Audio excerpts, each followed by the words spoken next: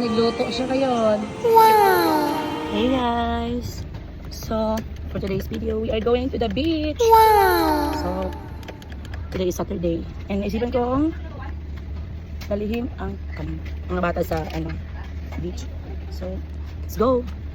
At naisipan ko nga mga mi, nadalhin ang mga bata sa beach. Ito mga mi ay noong Sunday pa. Last Sunday. So, isang linggo na mo lang ngayon. Dami ba naman ang ginagawa ko mga mi. Kaya talagang nalilate upload ang mga videos ko nitong nakaraang mga araw. Forward na tayo mga mi. Ayan, nagluluto kami dyan ng barbecue.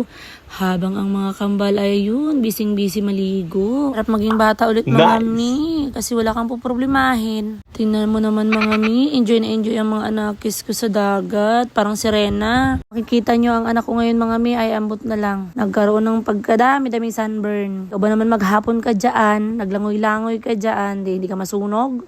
Pero grabe talaga mga mi, enjoy na enjoy talaga ang mga anakis ko dyan. Kasama nila ang kanilang pinsan. Anak ng kapatid ko yan mga mi. So talagang nagbanding talaga sila lahat dyan mga mi. Pero itong isa talaga, sobra talaga mga mi. Anyways, dito nga pala kami naligo sa Tagkawayanan mga mi. Hindi ko ba alam, pero favorite spot ko talaga yan dito. Kahit na malayo, pero sulit naman ang dagat kasi. Napakalinis. Kaya kahit naikot kami dito, okay pa rin. Nag-enjoy ang mga anakis ko dyan, mga mi. Kami naman dito ay nag-i-enjoy din. Naluto ng barbecue. Ang sarap-sarap talaga mga mi sa piling ng ganito. Nakaka-relax sa mind. So, yan ang pinsan ko at ang asawa ng kapatid ko. Ito naman ang kapatid ko. So, ayan, nag-i-enjoy kami dyan. Kumakain kami. Habang natingin sa mga anakis namin sa dagat. Nandito lang mga mi.